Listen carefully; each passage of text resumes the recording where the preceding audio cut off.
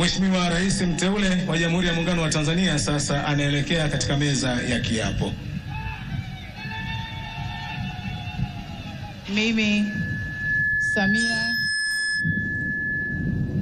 Mimi Samia Suluhu Hassan naapa kwamba nitakuwa mwaminifu kwa Jamhuri ya Muungano wa Tanzania na kuitumikia kwa moyo wangu wote, na kwamba nitaihifadhi, nitailinda na kuitetea Katiba ya Jamhuri ya Muungano wa Tanzania kwa mujibu wa sheria iliyowekwa. Ewe Mwenyezi Mungu nisaidie. Mimi Samia Suluhu Hassan naapa kwamba nitatenda kazi zangu za urais wa Jamhuri ya Muungano wa Tanzania kwa uaminifu na kutimiza wajibu wa kazi hizo kwa bidii na moyo mkunjufu, na kwamba nitawatendea haki watu wote kwa mujibu wa sheria, mila na desturi za Jamhuri ya Muungano wa Tanzania bila woga, upendeleo, huba wala chuki. Ewe Mwenyezi Mungu nisaidie.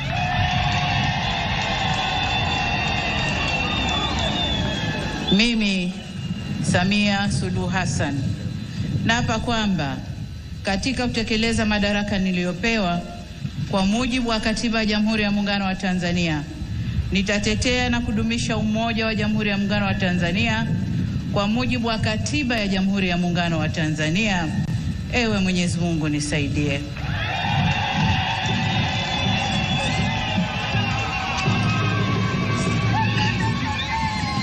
Mheshimiwa wageni waalikwa, ndugu wananchi, mabibi na mabwana, tayari Mheshimiwa Rais wa Jamhuri ya Muungano wa Tanzania na Amiri Jeshi Mkuu ameshakula kiapo na sasa anasaini hati ya kiapo chake.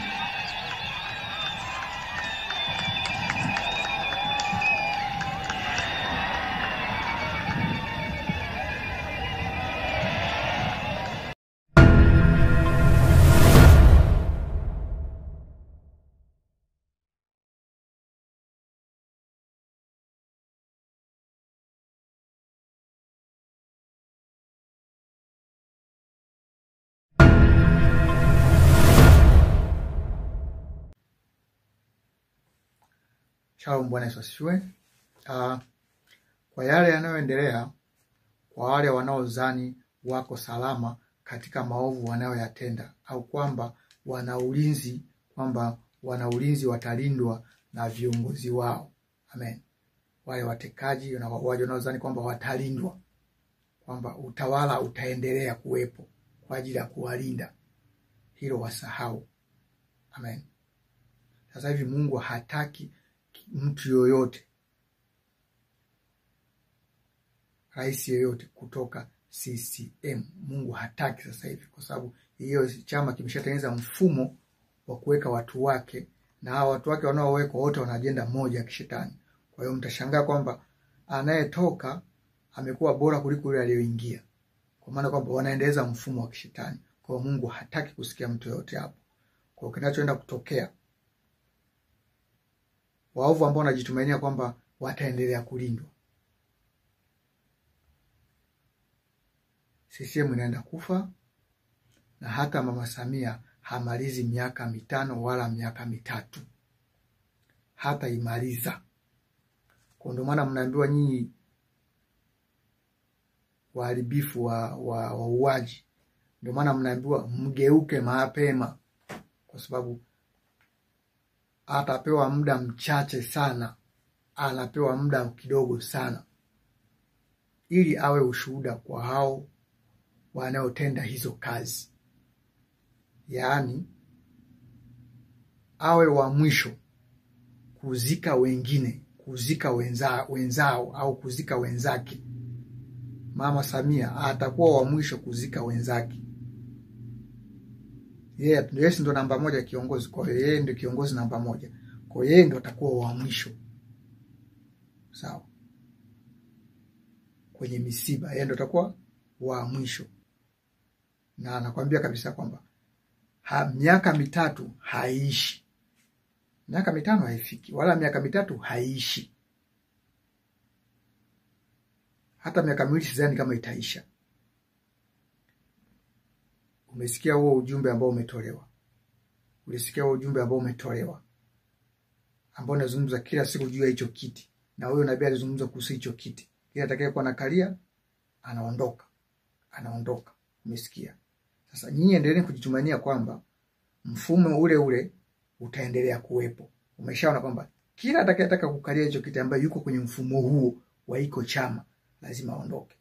Kwa maana tunapotaka kujenga nyumba mpya au tunataka kuleta mji mpya, Tanzania mpya, lazima Tanzania ya zamani iondolewe. Lazima nyumba ya zamani ivunjwe ili jengo nyumba mpya iendane na wakati uliopo. Amen.